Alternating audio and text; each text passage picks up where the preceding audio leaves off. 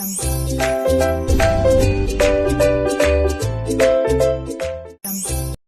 And welcome to my channel. So आज के video में हम क्रॉप प्रोटेक्शन एंड मैनेजमेंट जो चैप्टर है क्लास 8 का, उसके जो मेन पॉइंट्स हैं वो डिस्कस करेंगे एंड देन हम क्वेश्चन आंसर्स डिस्कस करेंगे। ठीक है, सबसे पहले पता होना चाहिए कि क्रॉप क्या होती है। When plants of the same kind are cultivated at one place on a large scale is called as a crop.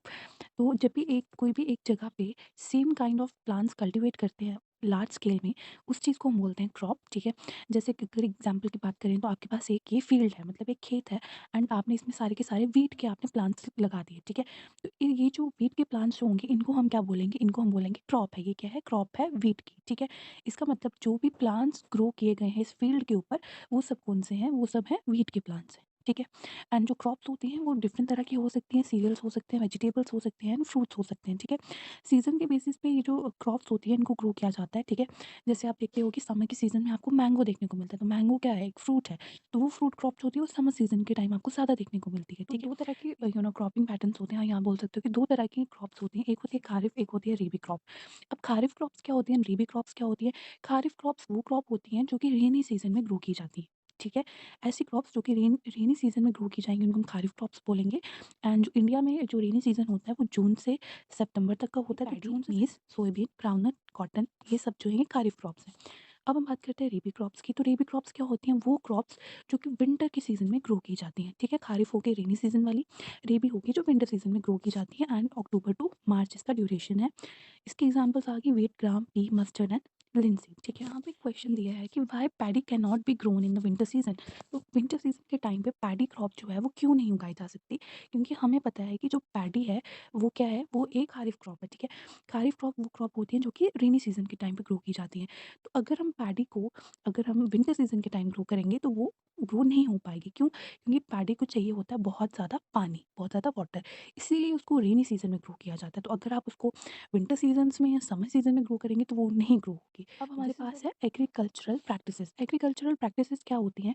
जब भी हमने कोई भी क्रॉप ग्रो करनी है तो उसके लिए बहुत सारे स्टेप्स होते हैं। ठीक है, तो वो जो सारे के सारे स्टेप्स जिसकी मदद से हम ग्रो करते हैं उनको हम बोलते हैं एग्रीकल्चर प्रैक्टिसेस। तो very first one is preparation of soil. अगर आपने कोई भी क्रॉप ग्रो करनी है आप मिट्टी के अंदर ही करेंगे, सॉइल के अंदर ही करेंगे। तो आपको पहले सॉइल को प्रिपेयर करना होगा। Soil is very very important, क्योंकि सॉइल के अंदर ही आपका क्रॉप ग्रो करेगा। अगर आपका सॉइल अच्छा नहीं होगा तो आपका क्रॉप ग्रो नहीं कर पाएगा, वो अल्टीमेटली वो मर जाएगा। ठीक है, next is sowing, then adding manure and fertilisers, irrigation, protection from weeds, harvesting, storage. तो ये सब जो है ये होती हैं एग्रीकल्चरल प्रैक्टिसेस। जो कि किसी भी क्रॉप को ग्रो करना हो तो ये सब चीज़ें बहुत ज़्यादा इंपॉर्टेंट है। तो starting with preparation of soil. तो सॉइल की प्रिपरेशन की बात करें तो प्रिपरेशन जो है सॉइल की बहुत ही इंपॉर्टेंट फर्स्ट स्टेप है बिफोर ग्रोइंग अ क्रॉप। ये मैंने आपको बता दिया कि अगर आपने क्रॉप ग्रो करनी है तो पहला स्टेप आपका होगा आपको सॉइल प्रिपेयर करनी है। ठीक है, तो आपको क्या करना होता है? सॉइल को अच्छे से आपको लूजन अप करना है। सॉइल को लूज़ क्यों करना है? ताकि जो भी आपकी क्रॉप की जो रूट्स हैं वो अच्छे से सॉइल के अंदर डीपली पेनिट्रेट कर जाएँ। ठीक है, इससे क्या होगा? अब सॉइल को लूज़ करने से क्या फ़ायदा होगा? ये फ़ायदा होगा कि जो रूट्स हैं वो अच्छे से ब्रीथ कर पाएँगी। ठीक है, जब वो डीपली सॉइल के अंदर पेनिट्रेट हो जाएँगी। ठीक है, सॉइल होती है वो क्या करती है? वो हेल्प करती है in the growth of earthworms and microbes. ठीक है, जो इंपॉर्टेंट माइक्रोब्स होते हैं, ठीक है, उनकी ग्रोथ में और अर्थवॉर्म की ग्रोथ में लूजन सॉइल हेल्प करती है। जो ऑर्गेनिजम्स होते हैं इनको फ्रेंड ऑफ द फार्मर बोला जाता है। आपने तो ये सुना ही होगा कि अर्थवॉर्म जो होते हैं ये फार्मर्स फ्रेंड होते हैं। ठीक है, and the process of loosening and turning of the soil is called as tilling और प्लोइंग। एंड टिलिंग या फिर प्लोइंग क्या होता है? ये वो प्रोसेस होता है जिसमें कि सॉइल को लूजन किया जाता है। इसको हम बोलते हैं टिलिंग एंड प्लोइंग। एंड ये प्लो की मदद से किया जाता है। प्लो क्या है? इक्विपमेंट है जिसकी मदद से सॉइल को लूज किया जाता है। प्लोज जो होते हैं वो वुडन के भी हो सकते हैं, आयरन के भी हो सकते हैं। ठीक है, एंड अगर सॉइल जो है बहुत ज़्यादा ड्राई है, ठीक है, बहुत ज़्यादा सूखी मिट्टी है, तो सबसे पहले अच्छे से मिट्टी को गीला करना है, अच्छे से इरिगेट करना है, उसके बाद आप सॉइल को लूजन अप करना है। ठीक है, अब जो प्लोड फील्ड होती है, मतलब जिसमें हम प्लोइंग कर रहे हैं, सॉइल को लूजन अप कर रहे हैं, उसमें आपको क्रम्स मिलेंगे। क्रम्स का क्या मतलब होता है?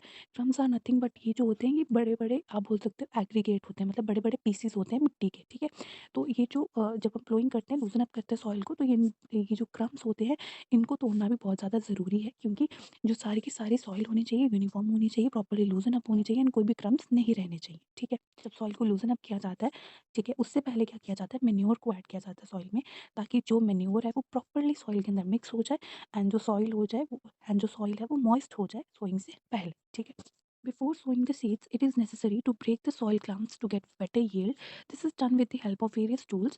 The main tools used for this purpose are plow, hoe, cultivate, ठीक है। सो वही चीज़ मैंने आपको बोली कि आपको सॉइल को यूनिफॉर्म करना है, मतलब ये जो क्रम्स होंगे, ठीक है, बड़े-बड़े पीस होंगे सॉइल के, इनको भी आपको अच्छे से ब्रेक करना है। तो ये किसकी मदद से किया जाता है? ये किया जाता है कुछ टूल्स की मदद से, ठीक है। जैसे हो गया प्लो, हो गया कल्टीवेटर, ये क्या है? टूल्स हैं जो कि सॉइल के जो क्लम्प्स होते हैं, सॉइल के जो क्रम्स होते हैं उनको ब्रेक डाउन करने में हेल्प करते हैं, ठीक है। तो नेक्स्ट इज सोइंग।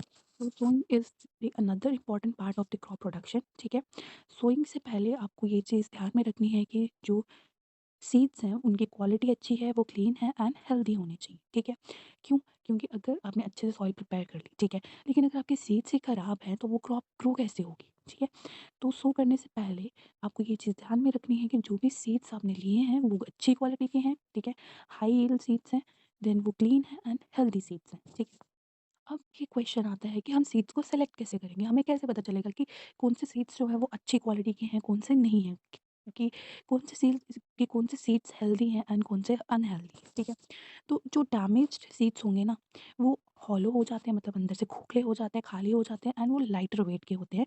तो जब आप पानी के अंदर सीड्स डालोगे ना, जो सीड्स सिंक कर जाएँगे, मतलब नीचे डूब जाएँगे, उस वो सीड्स जो होंगे वो हेल्दी सीड्स होंगे, जबकि जो सीड्स फ्लोट कर रहे हैं पानी के ऊपर, वो डैमेज सीड होंगे। क्यों होंगे? क्योंकि वो हॉलो हो गए हैं, ठीक है, खाली हो गए हैं, हल्के हो गए हैं, इसीलिए वो लाइट वेट में हैं एंड वो फ्लोट कर जाएँगे। तो इससे आपको पता चल जाएगा कि आपके सीड्स कौन से डैमेज हैं, जो फ्लोट कर रहे हैं, आप उनको रिमूव कर लो, ठीक है।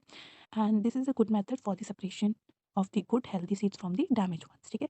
इस मेथड से आप इजीली अच्छे सीड्स को खराब सीड से सेपरेट कर सकते हो। सोइंग के लिए भी डिफरेंट डिफरेंट तरह के टूल्स होते हैं। सो सबसे पहले बात करते हैं ट्रेडिशनल टूल की। So the tool use traditionally for sowing seed is shape like a funnel, ठीक है। यहाँ पे आप क्लियरली देख सकते हो कि कैसे ये आप इक्विपमेंट देख रहे हो, ठीक है। यहाँ पे एक फनल शेप होता है, फनल शेप होता है मतलब ये ऐसा इक्विपमेंट, ठीक है, फनल शेप होता है। आप देख रहे हो कि इसको सॉइल के अंदर डिग किया गया हुआ है एंड ऊपर से सीड्स को डाला जा रहा है ताकि सीड्स सीधा सॉइल के अंदर पेनिट्रेट कर जाए। This is the traditional method. Second जो टूल है वो है सीड ड्रिल। सीड ड्रिल कुछ इस तरह की होती है, ठीक है। अब आज आज के टाइम पे सीड ड्रिल को यूज़ किया जाता है for the sowing with the help of tractors. Tractors के पीछे ये मशीन आपने देखी होगी अटैच होती है एंड ये क्या करती जाती है, सॉइल के अंदर सीड्स को पेनिट्रेट करती जाती है, डालती जाती है डेप्थ तक एंड इक्वल डिस्टेंस में ये सीड्स को सो करती है सॉइल के अंदर। Next step is adding manure and fertilisers. तो मैन्योर्स एंड फर्टिलाइजर्स क्या होते हैं? ये न्यूट्रिएंट्स होते हैं जो कि सॉइल में ऐड किए जाते हैं ताकि प्लांट्स की हेल्दी ग्रोथ हो सके, ठीक है। जो मैन्योर होता है ये ऑर्गेनिक सब्सटेंस होता है जो कि प्लांट्स या एनिमल वेस्ट की डिकम्पोजिशन से हमें मिलता है।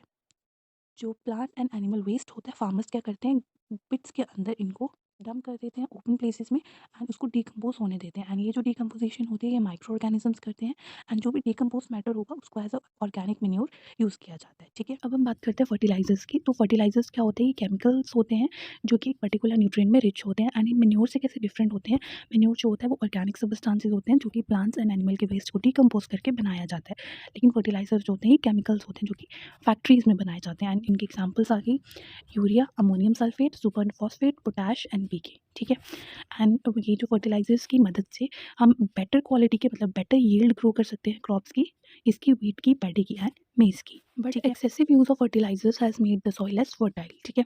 बट अगर हम फर्टिलाइजर्स का बहुत ज़्यादा ही यूज़ कर रहे हैं, ठीक है, बहुत ज़्यादा यूज़ करने से, फर्टिलाइजर्स बहुत ज़्यादा अमाउंट में यूज़ करने से क्या होता है, सॉइल होती है वो कम फर्टाइल हो जाती है, ठीक है। Fertilisers have also become a source of water pollution, ठीक है। एंड फर्टिलाइजर से वाटर पॉल्यूशन भी होती है, प्लस अगर बहुत ज़्यादा अमाउंट में यूज़ करोगे तो ये सॉइल की फर्टिलिटी को भी कम कर देते हैं। अब आगे difference between the fertilisers and manures. तो फर्टिलाइजर्स क्या होते हैं? मैन मेड इनऑर्गेनिक सॉल्ट होते हैं जो कि फैक्ट्रीज में ग्रो किए जाते हैं, ठीक है। एंड जो मैन्योर होते हैं नेचुरल सब्सटेंसेस होते हैं जो कि cattle Dang and plant residues की डिकम्पोजिशन से बनाया जाता है। फर्टिलाइजर्स जो होते हैं ये फैक्ट्रीज में प्रिपेयर किए जाते हैं, जबकि मैन्योर जो होते हैं फील्ड में प्रिपेयर किया जाता है। फर्टिलाइजर्स कोई भी ह्यूमस नहीं प्रोवाइड करता सॉइल को, जबकि मैन्योर जो होते हैं बहुत ज़्यादा अमाउंट में ह्यूमस प्रोवाइड करते हैं सॉइल को। फर्टिलाइजर्स जो होते हैं वो नाइट्रोजन, पोटेशियम एंड फॉस्फोरस जैसे न्यूट्रिएंट्स में बहुत ज़्यादा रिच होते हैं। जो मैन्योर्स होते हैं वो कम रिच होते हैं प्लांट न्यूट्रिएंट्स में। But advantages of manure. तो मैन्योर के क्या एडवांटेजेस हैं, ठीक है। ये क्या करता है? वाटर होल्डिंग कैपेसिटी को एनहांस करता है सॉइल की, ठीक है। It makes the soil porous due to which exchange of gases easy हो जाता है। नंबर ऑफ फ्रेंडली माइक्रोब्स को इंक्रीज करता है, जैसे कि अर्थवॉर्म्स हो गया, ठीक है। It improves the texture of the soil. Soil का टेक्सचर भी इंप्रूव करने में हेल्प करता है। इरिगेशन। तो इरिगेशन क्या होता है? And the supply of water to crops at regular intervals is called irrigation. तो इरिगेशन क्या होता है? वो प्रोसेस होता है जिसमें कि वाटर जो है वो एक प्रॉपर टाइमिंग्स में मतलब रेगुलर इंटरवल्स में क्रॉप्स को दिया जाता है, उस प्रोसेस को बोलते हैं इरिगेशन। हर एक क्रॉप के लिए जो टाइम है इरिगेशन का वो डिफरेंट होता है, ठीक है। एंड ये सॉइल टू सॉइल वेरी करती है, सीजन टू सीजन वेरी करती है, डिपेंड करता है कि अब समर सीजन में जो क्रॉप्स होती हैं उनको ज़्यादा पानी देना पड़ता है, उनका जो इरिगेशन जो टाइम होता है वो ज़्यादा होता है। क्यों होता है? क्योंकि समर का सीज़न है तो उस टाइम पे जो वेपोरेशन का जो रेट होता है, रेट ऑफ वेपोरेशन होता है वाटर का सॉइल से बहुत ज़्यादा होता है समर्स में, तो इसलिए समर सीजन में ज़्यादा पानी चाहिए होता है। अब बात करते हैं मॉडर्न मेथड्स ऑफ इरिगेशन में, तो सबसे पहला मेथड आ जाता है स्प्रिंकलर सिस्टम। स्प्रिंकलर सिस्टम जो होता है इट इज़ वेरी यूज़फुल, ठीक है, ऑन द अनइवन लैंड जहाँ पे sufficient water is not available, ठीक है। जहाँ पे इतना मतलब सफिशिएंट अमाउंट ऑफ पानी अवेलेबल नहीं है एंड जो लैंड है वो अनइवन है, तो वहाँ पे जो बेस्ट मेथड होता है वो होता है स्प्रिंकलर सिस्टम। एंड इसमें क्या होता है, परपेंडिकुलर पाइप्स होती हैं जिनमें रोटेटिंग नोजल्स होते हैं उनके टॉप पे, जो कि एक मेन पाइपलाइन से अटैच किए गए होते हैं, ठीक है, जिसके थ्रू वाटर फ्लो करता है उस मेन पाइप से एंड जो परपेंडिकुलर ये पाइप्स होती है उन तक जाता है एंड नोजल्स के थ्रू स्प्रे होता है। आप यहाँ पे देख सकते हो कि आपको यहाँ से आप देख सकते हो कि मेन पाइप से ऐसे कनेक्ट किया गया है एंड इसके ऊपर एक नोजल्स है, यहाँ से पानी ऐसे स्प्रिंकल होगा, इसीलिए इसको स्प्रिंकलर सिस्टम बोला जाता है। Next is drip system. Drip system में क्या होता है, इसमें जो पानी है it falls in the form of drop directly near the roots. यहाँ पे क्या होता है, स्प्रिंकलर में क्या होता है, पानी स्प्रिंकल होता है, मतलब एक तरह से आप लगा लो कि बारिश होती है पानी की, ठीक है।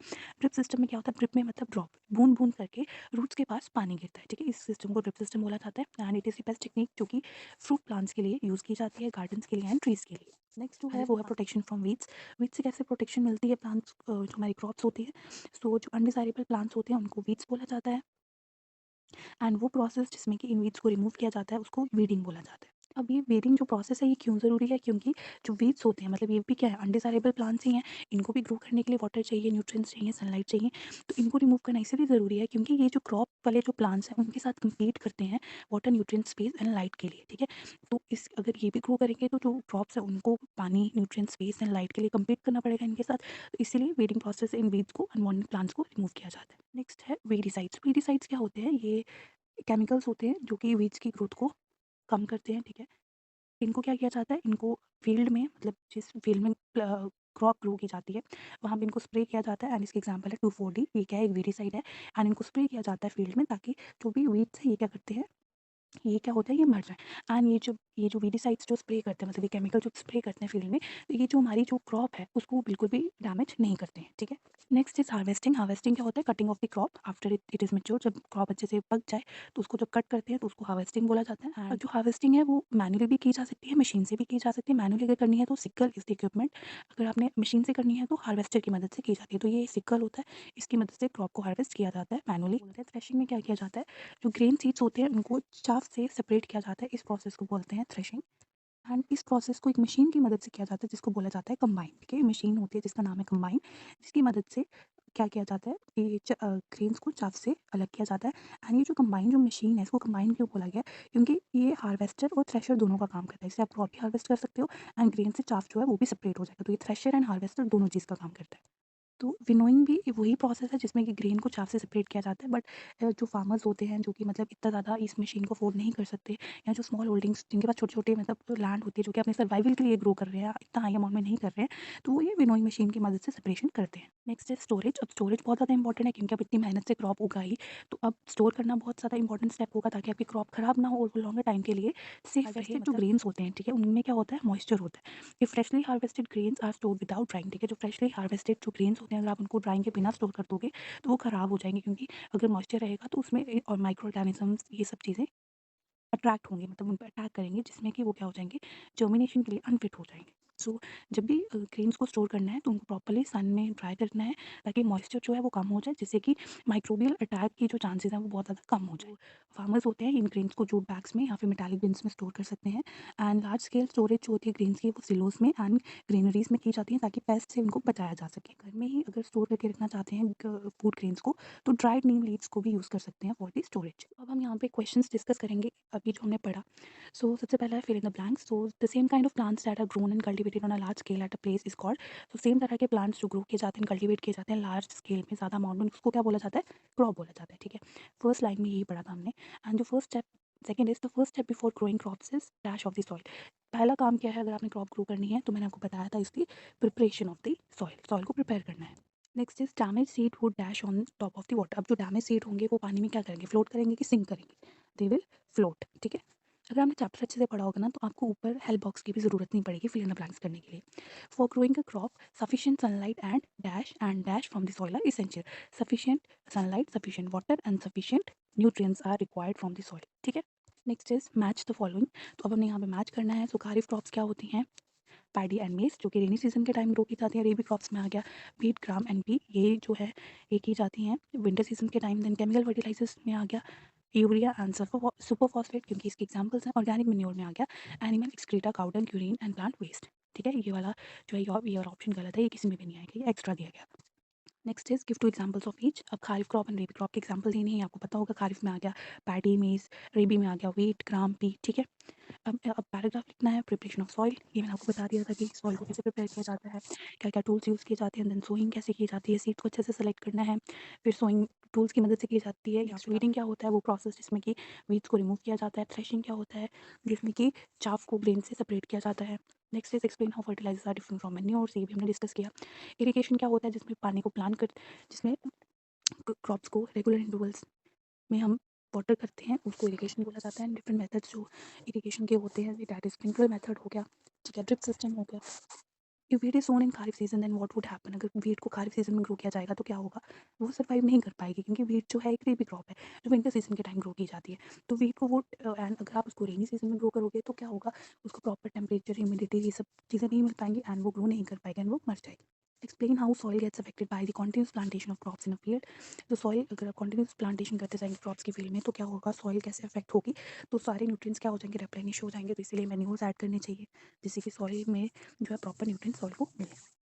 वीड्स क्या होते हैं एंड उनको कैसे कंट्रोल किया जाता है? वीड्स अनवांटेड प्लांट्स होते हैं एंड कंट्रोल करने के लिए केमिकल्स यूज़ किए जाते हैं, जिसको 2,4-D बोलते हैं। ये था ना। And यहाँ पे एक पजल दी है, वो सॉल्व करनी है। Providing water to the crop, क्या बोलेंगे उसको? इरिगेशन बोलेंगे, तो यहाँ पे इरिगेशन आएगा। Keeping the crop grains for a long time under proper condition is called storage, तो यहाँ स्टोरेज आ जाएगा। Certain plants of the same kind grown on a large scale is called crop, ठीक है, यहाँ पे क्रॉप आ जाएगा। Machine जो cutting के लिए यूज़ की जाती है मैच्योर क्रॉप की, उसको हम बोलते हैं harvester. Rabi crop that is also one of the pulses, तो इसका आंसर होगा ग्राम, ठीक है। Process of separating the grain from chaff, इसको हम क्या बोलते हैं? इसको हम बोलते हैं थ्रेशिंग, तो यहाँ पे क्या आ जाएगा? थ्रेशिंग बोलते हैं, लेकिन यहाँ पे डब्ल्यू है तो मतलब यहाँ पे क्या आएगा? विनोइंग आएगा, ठीक है। विनोइंग मशीन से भी कर सकते हैं ये, ठीक है। So that's it for today's video. अगर आपको मेरा वीडियो अच्छा लगा होगा then please like this video and subscribe to my channel and thank you so much for watching.